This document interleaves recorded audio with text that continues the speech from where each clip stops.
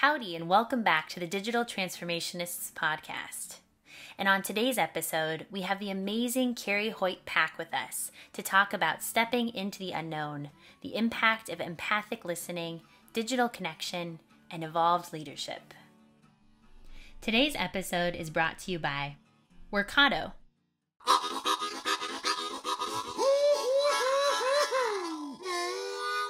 Kerri, welcome. It's so good to see you. It's a pleasure to introduce you also to G, Garrett Dutton. Hey, Kerri. Hey, nice to meet you. Nice to meet you too. We've really been looking forward to catching up and visiting and learning more about your career and the things that you're doing in the world of leadership and more around, I guess, getting the right intersection of men and women's involvement and putting more women in leadership roles.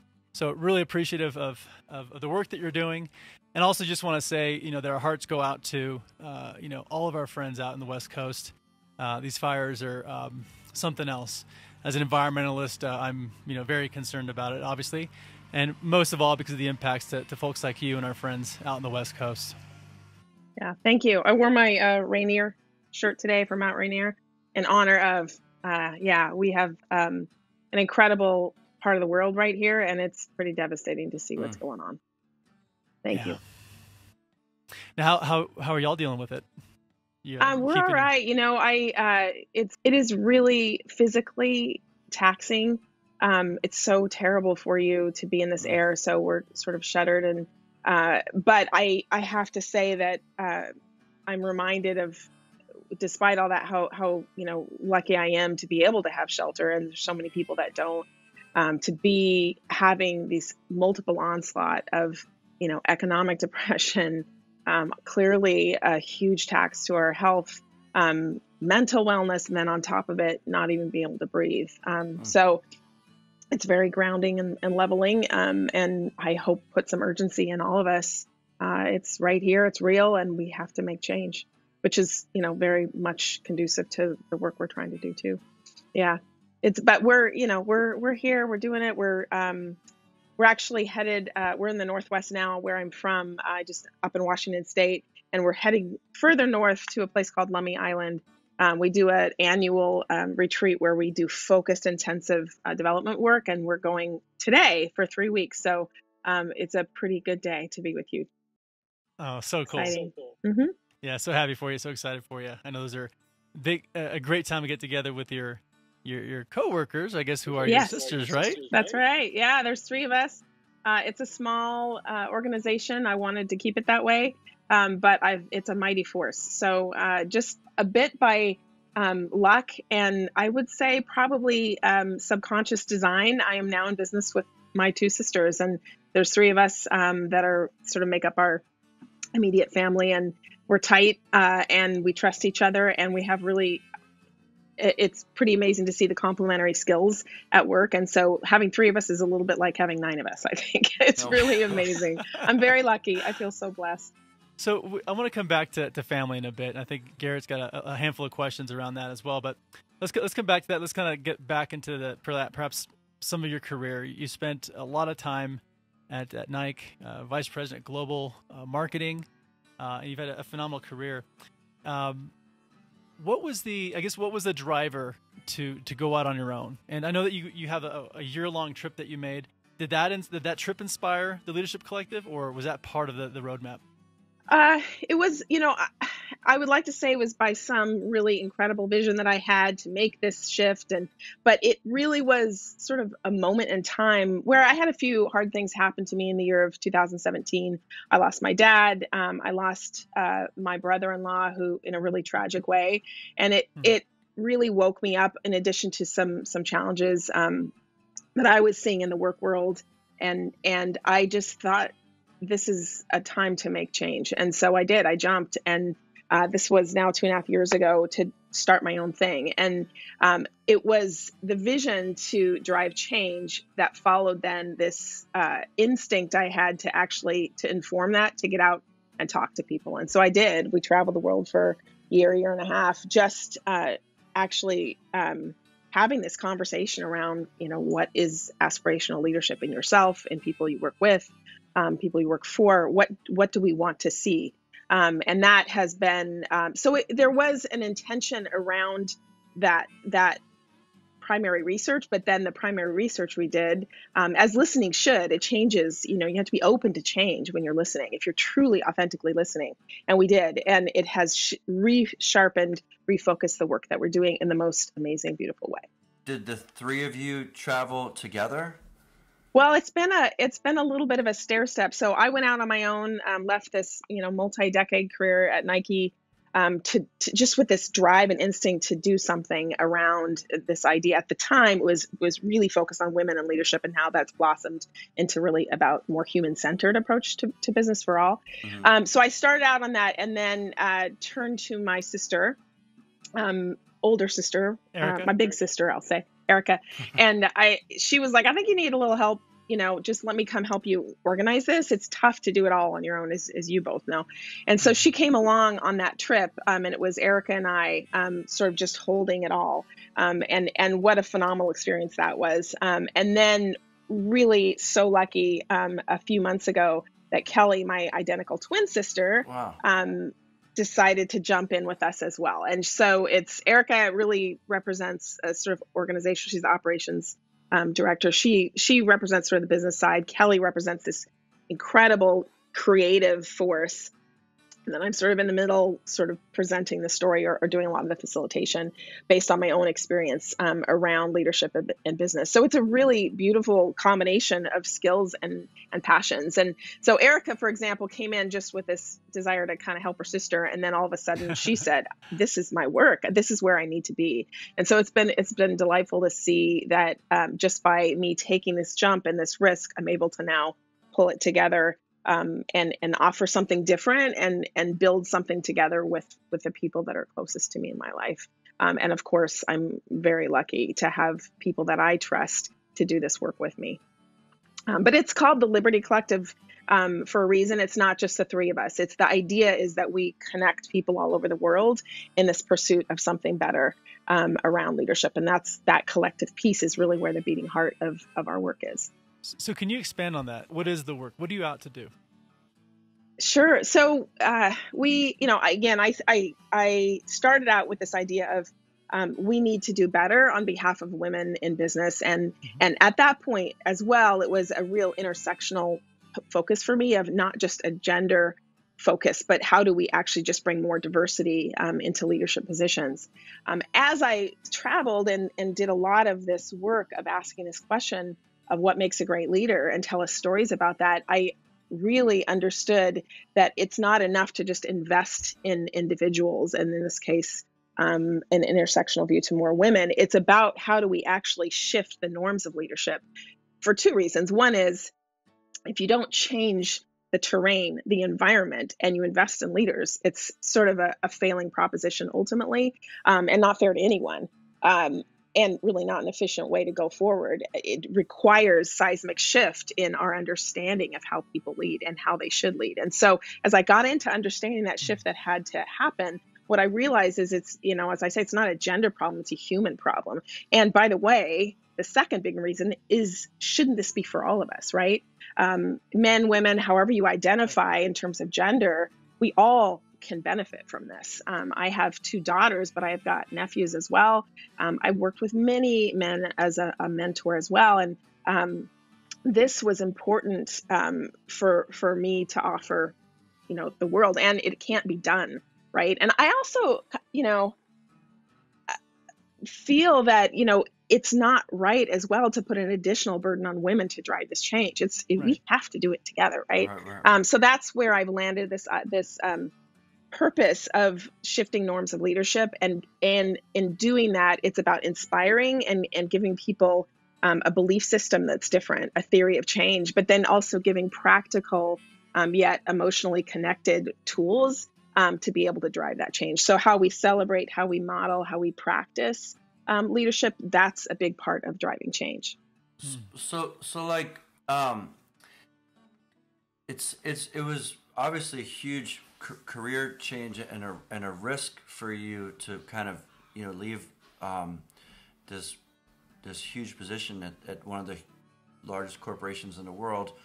And I want to ask you about the risk factor, but I also was just, while you were just talking, like, was part of the inspiration, was there ever like a knee-jerk reaction to, because so Nike is one of the largest corporations in the world, was there a knee-jerk reaction at all to,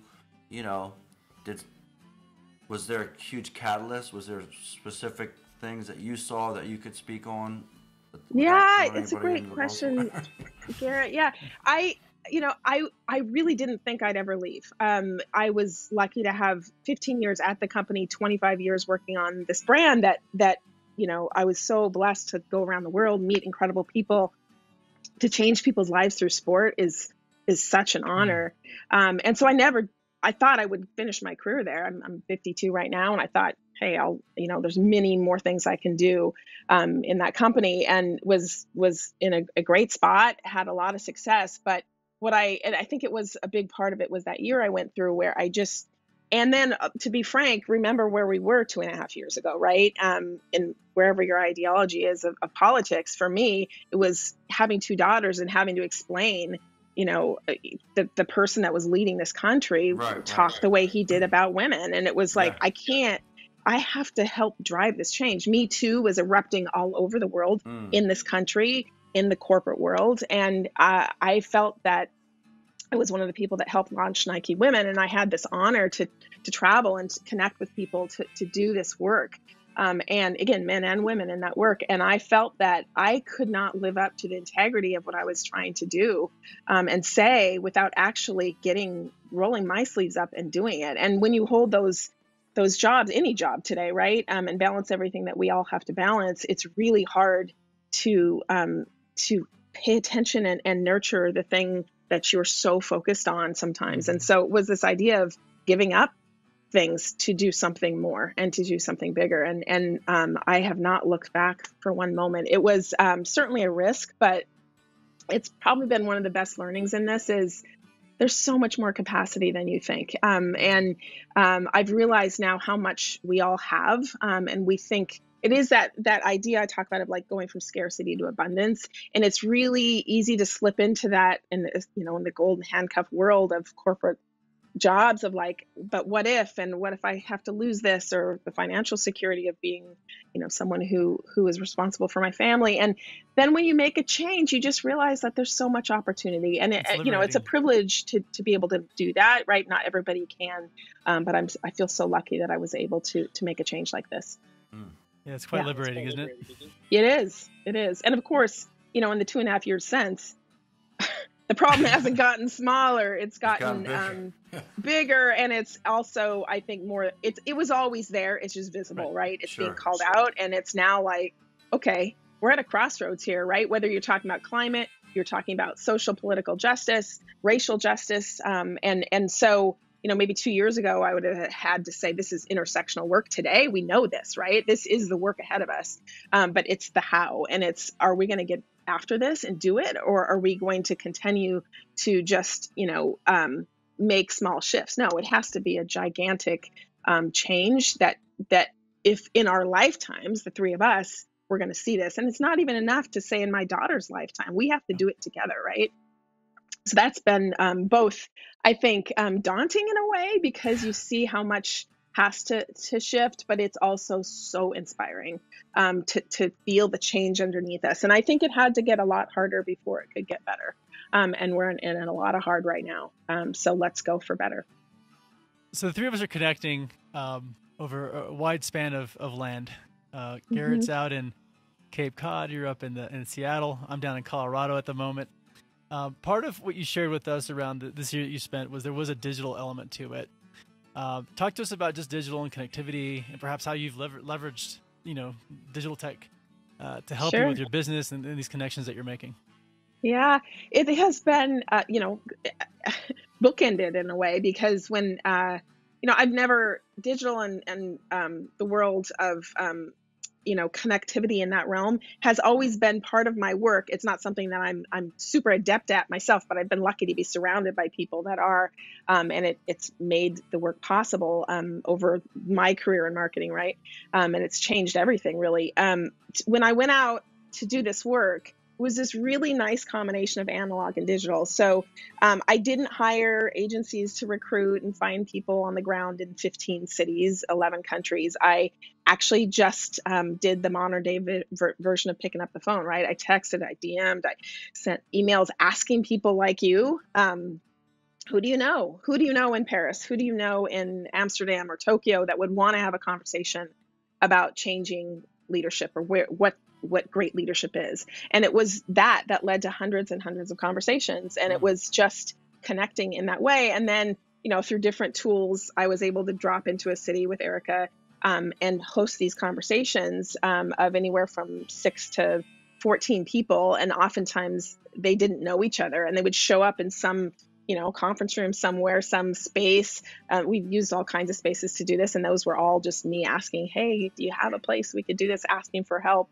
And, going across town, which is no easy feat in places like Sao Paulo or, Mexico City, London, to show up at 4:00, in a random weekday and have a conversation with someone you didn't know, with others that you didn't know. That's vulnerable to step into a room and do that. But without question, every single conversation, I stopped guessing if it was going to be great. And there was a safe space created within maybe 10, 15 minutes. And suddenly this eruption of passion and hope and actually determination to see better. There was weariness and there was frustration, but I found so much, it just gives me goosebumps to think back to those conversations now. It's really become the backbone of our work. And so it was, to answer your question, it was digital that allowed that to happen, right? Through tools, obviously, like G Suite and, Eventbrite. But it was the human relationship that really made it work. And since that time, it is called the Liberty Collective for a reason. That collective is what's fostered. There was a woman that just emailed me this morning from Sao Paulo in Brazil. She just happened to come to one of those listening sessions 2 years ago, actually, in October. And she then joined us a year later in Panama to be part of a leadership conversation herself. She just sent me a note saying she has somebody that she's bringing up in her team in women's soccer in Brazil that she wants to send into our next session.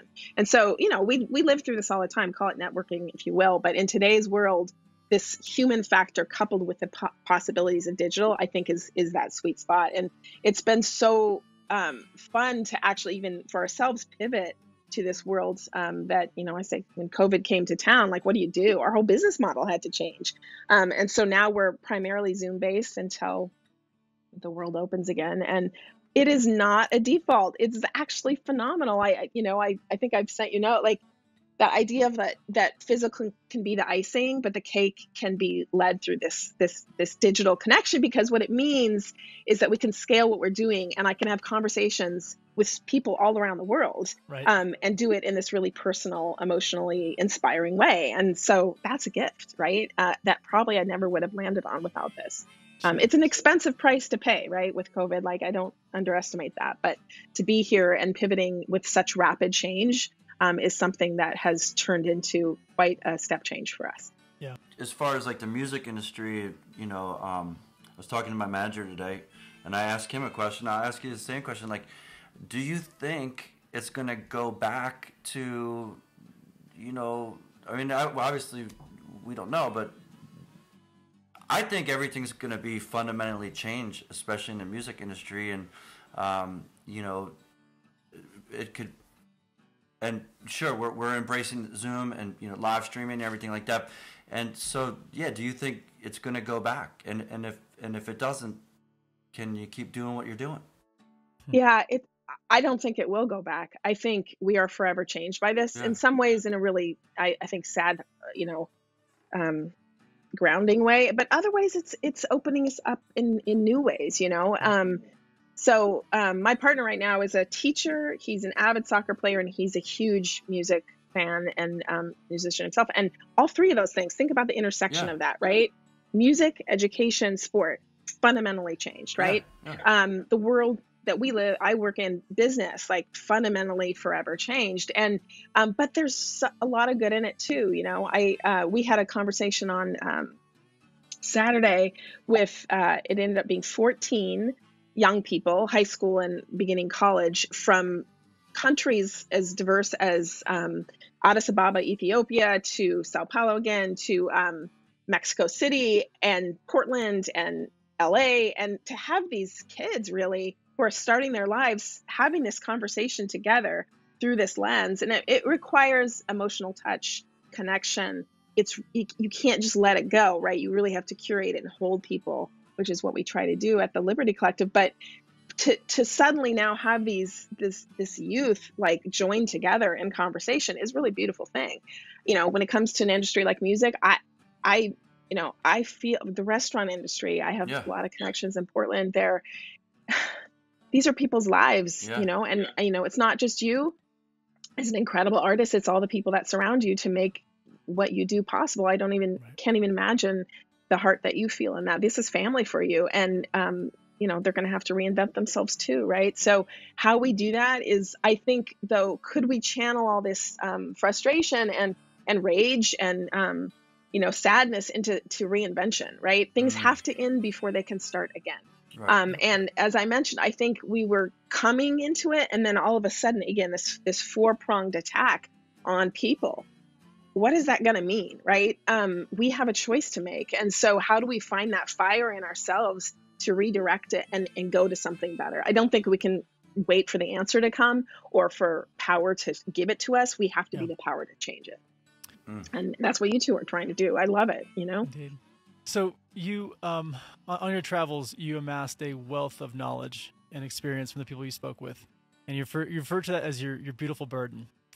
And, we're looking to drive change.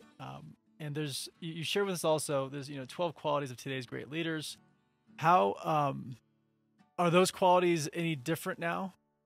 Should they be different? Are there any modifications we need to think about, given that we're, now you're not seeing someone in a conference room. And I think to an extent that levels the playing field, because perhaps I'm not intimidated by the person, otherwise the elephant in the room, because of their physical presence. Like, what are your thoughts on that part of evolution and change? Oh, Krishna, that is sort of the crux of it all, right? And it has been now, we believe this. It was a huge part of our theory of change, and that sort of different view to what leadership could be. But it has now been emphasized and underscored by the democratization that Zoom has provided. I mean, we run these sessions, and when we do them, we expect the leader to be fully participating. And somehow, I guess it's not rocket science, right? It's the fact that we're all in our environments, which somehow feel a little safer, right? More but also it's personal, because I get to see like, oh, what's behind you? Like, what's in there? And where are you right now? And so there is that personal connection that you have, and curiosity, right? But then you feel safe where you are. And because of the features of virtual, and when you're doing synchronous learning or development, it does allow a more even playing field, as you said. It just does. And we have seen that build trust and connection in a way. We did a session that was 8 weeks long, and then we had the opportunity in a social distance way, and that was all over Zoom once a week. Same team, right, that works together every day, has been quarantined since March. We connect every Friday morning, and we did that all over Zoom. Fantastic results. And then we got together for a socially distanced sort of celebration of our experience together. And it was so cool to see that it wasn't just we had to get through those 8 weeks. Those 8 weeks erupted into this really different level of connection and trust. And I think a part of it was we broke down hierarchy by doing it in this way. So I think it's really, really critical. And then you asked the question, mentioned that we are now focused on these 12 qualities of what we call an evolved leader.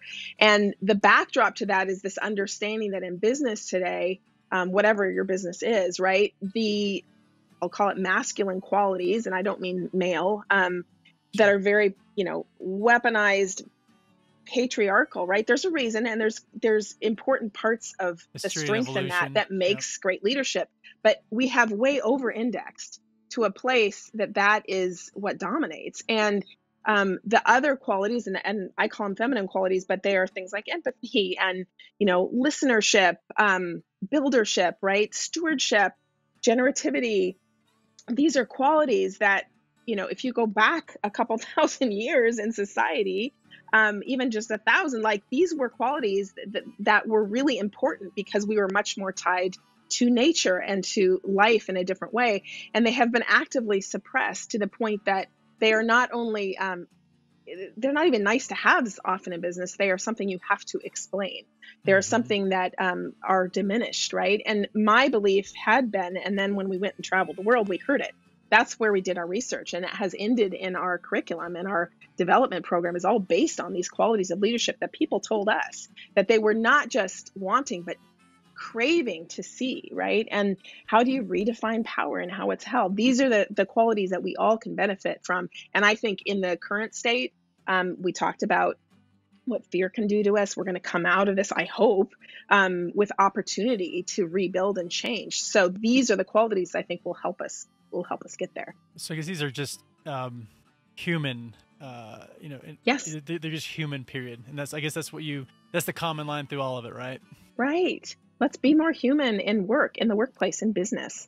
You see it in the COVID response, right? And again, I'm not talking about women, but when you look at the feminine qualities of, Angela Merkel, the Chancellor of Germany, or the New Zealand Prime Minister, right? The Northern European countries, or the Taiwan leader, who these women have led with what they know how to do, which is compassion, and look at the response, right? It's sound business to do this, right? So we not only should, but we need to embrace it if we want to thrive and reinvent wherever we are landing in this intersection of business and life, and because it all bleeds today, So, and if I might, yeah, let's just say that as a business person, I need to be motivated to take on the necessary investments and also enlightened change, right?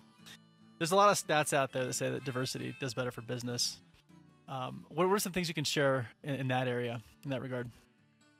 Well, I think, before these huge waves of change came in to take hold of all of us in the last few years, we already were in a crisis of engagement, right? And so it's not, were we satisfied with the fact that most people were not really inspired by what they were doing or how they were doing it and didn't trust their leaders? Like, that's not good enough. And especially now, right? So and then when you couple that with the actual sound principles backed up by science of why these principles help make great teams do better work, it's sort of unavoidable when you look at the opportunity. But what it means is, as leaders like yourselves, you have to give up your own comfort and power, right? You have to be willing to actually share power and understand that you're not the person that's always going to have all the answers, right? That's a very different way of leading than we all kind of were raised up in, right? And so it's a bit of defying the norms and reinventing them with trusting people, and trust is a big part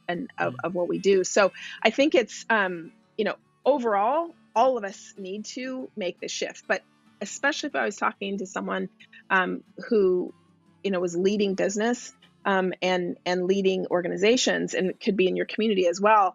If nothing else, look at the young people that are coming up right now. I mentioned I have an 18 and 20-year-old. They are not going to be patient about this change, right? It is coming, and this is, whether it's your workforce or it's the people you're serving in your work, you better start to embrace these different ways of thinking, because people have options now, especially remote work and remote learning, right? And these kids they're way beyond digitally native. Like this is how they breathe and live, and they are going to bring the human right squarely into all of this. So if we don't, we'll be left behind, right? And let's also break down the we, you, us. It's us. It's humanity, and how do we come together to drive that change? So it's not only the right thing to do wherever your moral compass is, but it's also an important thing to do to survive.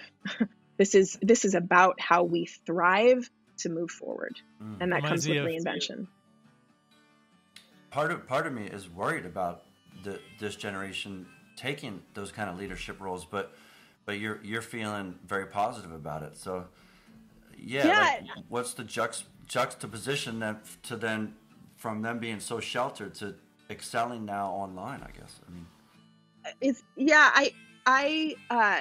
whether it's my own daughters or it's traveling, and I mentor a lot of young people too in the work I do, I am so heartened by it, because what I think has happened is, yes, for sure, I have the same concerns that you do in times of like, are you even going to be able to socialize and know those, understand how to do that, because you're all, but what I'm seeing is that they are so adept at that they transcend it. And part of it is also a rejection of over-filtering and all the things. I think that this next, your son, my daughters, especially my youngest, are kind of coming up with this idea of it doesn't have to be perfect. In fact, let's not, like, the uglier the selfie, the better, right? Like, let's be real in this. And so I think they're taking the power of digital connection and using it on their terms. And, again, I saw it this summer in Portland.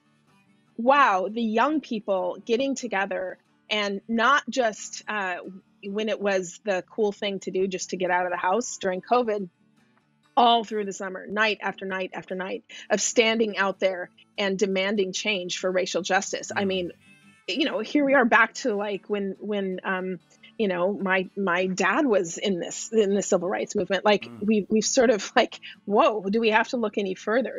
And they use digital to organize themselves, but the heart is in everything that they're doing and what they're asking for. And so that's what I think we can look to say there's so much possibility of what could shift. And I think we're going to probably, some things are going to atrophy because we're not using them enough, but other things are going to be blossoming in a way we can't even imagine, including ourselves, right? We can't count ourselves out of this. We have to be, arm in arm with them as we drive change. It has to be multi-generational. That's another big part of my belief system.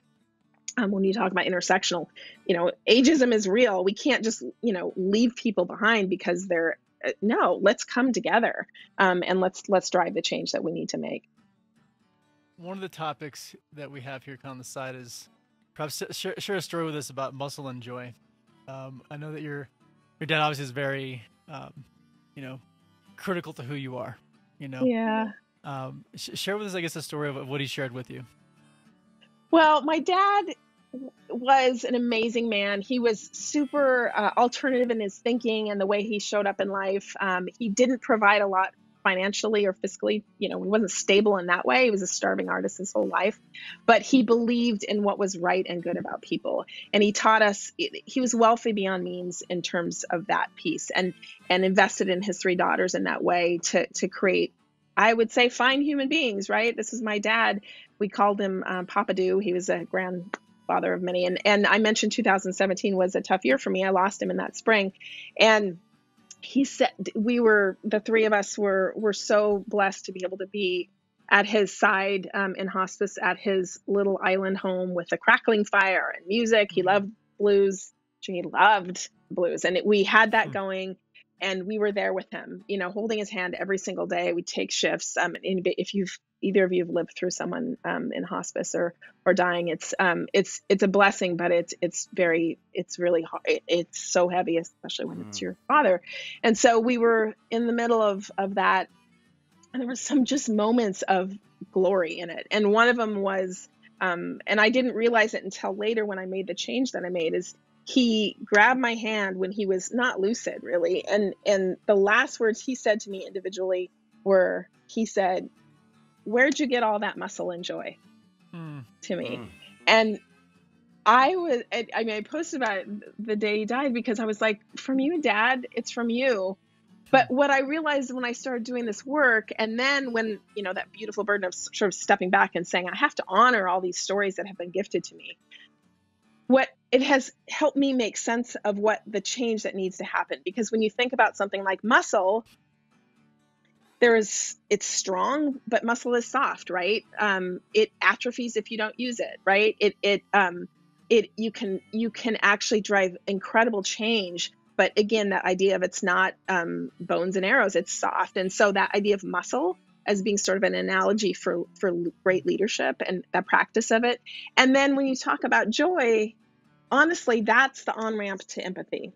And so how do you couple those two things to start to drive change? And the fact that my dad saw that in me, right? Not only as a leader, he was real proud of, didn't quite understand all the stuff I did, but he was really proud of it, but also as a mom, As somebody that was very active in my community, helping people and driving change, he just summed it up in 2 words. So muscle and joy has sort of become my kind of mantra for how I try to bring other people into this work, because who wouldn't want more of that? But muscle has to be defined in the right way, right?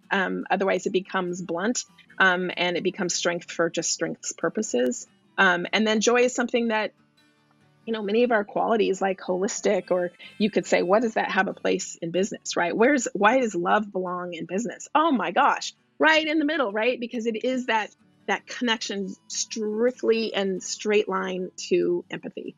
And that's what we need much more of. That's the big sort of, in fact, it was the number one thing. We had both qualitative but quantitative results of all this primary research we did. The number one word we heard over and over and over, it didn't matter, men, women, whatever country of the world or city, it was empathy that people wanted to and expected to see more of in themselves and others. So that was pretty cool. Yeah, that's everything. I mean, that's just the driver for every conversation right now with where our country's at. The lack of that coming from our president, and I mean, not to get too political, but their whole party is it just. Yeah, it's like right down the middle. It's like, what do they lack most of? And there's been so many terrible examples that have happened in the last bunch of years, and they're all kind of, to me, like lack of empathy. And it's like, it's if empathy was the center of if empathy was the first thing that leaders were embracing, right? Then what would follow after that? So much the decision-making process would completely change, right? Exactly. Right. Totally. There, I don't know if you've read, but there's a book called The Book of Joy that the Dalai Lama and the Archbishop Desmond Tutu wrote together, and they had somebody working with them. And it's all about joy, exactly what you're talking about. And those two world leaders, we've been studying joy as a business principle. And 2 quick little things. So the Dalai Lama actually worked with somebody to study the science, right, of happiness and joy. And what they found is there was 4 factors that through science, they know have a massive impact on your level of happiness and content. It's outlook. Can you have a positive outlook? It's are you resilient? Can you focus? And then the 4th one is compassion. So compassion which is empathy, right? Is understanding somebody else's perspective and taking yourself out of it is so pivotal. And it's what you're saying we have been, sorely missing. And then Desmond Tutu actually follows a really important principle in his culture and his life, which is Ubuntu. And it is this idea of my happiness is rooted in yours, right? Like we are connected. And these principles, and a big part of what we do is bring these thought leaders that again, you'd think, do they belong in this work, right? Development work and leadership work. Absolutely, right? Why are we looking so hard internally? Let's look outside. We study sci-fi writers and poets and people that, have, psychologists and people that study mythology to try to create inspiring ways for people to open up to change. And that's an example. But when you bring it down to the practical factors, it's good common sense, right? It comes back to what you said, Christian. It's just being a good human, right? Like that's what we should be striving for. What was the word that Desmond Tutu used? Ubuntu is what he, let me see, I have some, yeah, it is, my humanity is inextricably bound up in yours. We belong in a bundle of life. Right. And a lot of what I'm trying to try to drive shifts around is Western culture, right? Like a lot of Eastern cultures or indigenous cultures understand this, right? Like it's that multi-generational thinking. I mean, generativity is a big quality of leadership that we're studying and we offer. And this idea of stewardship, which is really an old idea, it was, and it kind of, you get a little bit of hives when you think about the that meaning of it, which was basically tending land for or caring for a kingdom for a king that was underage. That's kind of what stewardship was. But if you boil it back to the really origins of it, it was about taking care of the land, taking care for others. That's servant leadership, right? And so we have to take our egos out of it. We're so far indexed in that short-term quarterly earnings, what's my legacy going to be, that we're so afraid to pull the curtain back. And if we can change, and that's, 7 generational thinking that Native Americans have, right? Like thinking about not just, our kids, but their kids, kids. Like, what if we treat a business that way, let alone our world and our climate, right? Yeah. But that kind of thinking is revolutionary. Patagonia is an example of a company that drives business that way. If you think about like the words, the rat race, right? So that seems like our whole country, right? And not just, maybe just to your point, like Western civilization, or just certainly corporate America. It's all like a race to the top or a race to the bottom. How you look at it, it's so deeply ingrained and I imagine it's so deeply ingrained in all corporations and everything like that. Like, and just a way of like, you're trying to one up. And our country's built on like stepping on culture, stealing people's land, and they're stealing their time and their work and everything. It's like, wow, you've got to, you're trying to flip the script. It's right. It's daunting. I mean, how do you flip the script on someone that's built their whole career on that, stepping on other people to the top? Yeah, it's fundamental. I think you have to bring it back to, and it's really important. I'm not naive to that, right? Entire structures and systems are built on this. It's power and how it's held. But what we need to think about is growth mindset is I worked for a company that it was all based on stock price and every quarter. And, that's why churning product out, keeping hot, right? Like, it's so important. But what if growth mindset meant something more than bottom line, right? It's how do we grow people? How do we grow our environment? How do we grow thinking, right? And this shouldn't be a stretch. It's innovation, right? There's so much vulnerability and risk in innovating, but I think we've gotten so short term, to your point, Garrett. Like, it's all about the next thing and the next thing. I mean, I think back to some of the amazing stories I heard on the road, and so many of them were so like just beautiful and cool to hear about, what great leaders that were in their life. But there were some heartbreaking things too. I mean, this one woman told me, it was in Paris, and she said, I want to develop as a person. I want to give back and I want to learn. I do that between like 11 and midnight in my bed watching TED Talks. And I was just like, this is what we've come to, right? We grow people because many companies have just divested from the investment that's necessary, whether it's time or money. And because of the short-term thinking, right? There's just not, we're just stifled for time. And yet there's so much richness out there for us to focus on. And I thought, that was one of the moments where I was like, this is so sad. Like, we are leaving it to our people that work for us to try to drive some kind of change, and they're doing it on their own terms. They don't even know where to focus. It feels very futile. And in fact, it could become a much more, and here's the cool thing. When you give up some of your own power and you give space for that, it's amazing what can happen. Suddenly, everything is in flow. Suddenly, things work better. Trust grows. And so it is that abundance mindset that you have to believe in. And you have to be willing to take some short-term losses, I think, and hold people to that to be able to drive that kind of change. And you have to insist on it as a leader. But not easy. It's not easy. All right, so we have a fun little thing here. I've got a series of questions. They're kind of just one or the other binary answers. Okay. A couple of them I know the answer to, because you already answered today. All right, here we go. Here we go.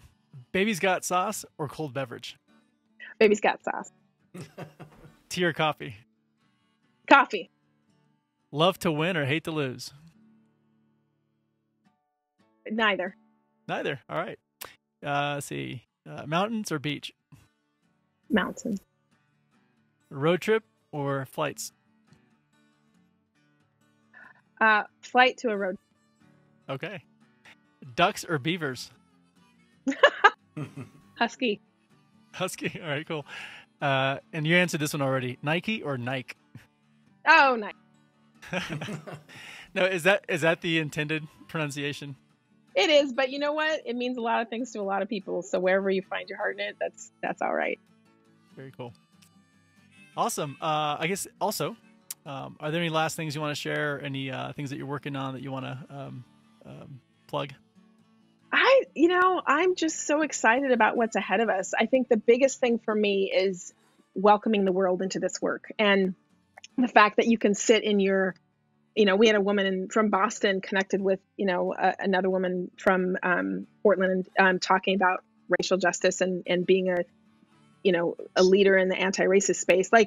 And that's not me doing that work. It's just facilitating the connection. Like, the power of connection today, the world feels really big and unforgiving right now, but we can actually bring a lot of rich closeness to it. And so that's the piece I'm excited about. So we have all kinds of opportunities through these learning modules we're putting out there. And I would just say, we're pretty particular about who we work with, because it's about people who are ready to drive change. And if you're ready for it, it's here. And I think it's all about, like, let's just get after it. Let's do it. Like, let's not hold ourselves back through fear or through trepidation. I mean, I understand those are real things that are very leveling for people right now. It's a real position of privilege to say, move past it, but we can do that, and we need to. So that's the piece I'm very excited about. Kerri, thank you so much. It's been a real pleasure. I love the work you're doing. Garrett, thank you as well. Thank you guys so much. That was amazing, Kerri. Thank you. This is great. I love this kind of conversation where you can take different worlds and put them together. It's really, really great. Thank you for inviting me. Oh, absolutely. Thanks for being a part of it. Okay. Be well. Be safe. You too. Thank you. Safe travels up north. Okay. Take care. Bye-bye. Bye. Today's episode was brought to you by Workato. Workato is the operating system for today's fast-moving business. Recognized as a leader by Gartner and Forrester, it is the only intelligent automation platform that enables both businesses and IT to integrate their apps and automate even the most mission-critical workflows without compromising security and governance. Workato is trusted by over 6,000 of the world's top brands and fastest-growing innovators. For more information, visit workato.com. Victor Vargas is our art director and engineer, and I'm Katie Thomas. I produce the Digital Transformationists podcast for Percipio Consulting. Percipio Consulting is a full-service digital transformation consulting firm helping businesses large and small build and scale for what's next with the Atlassian product suite and best-in-class frameworks. More about Percipio Consulting at percipio.com/podcast.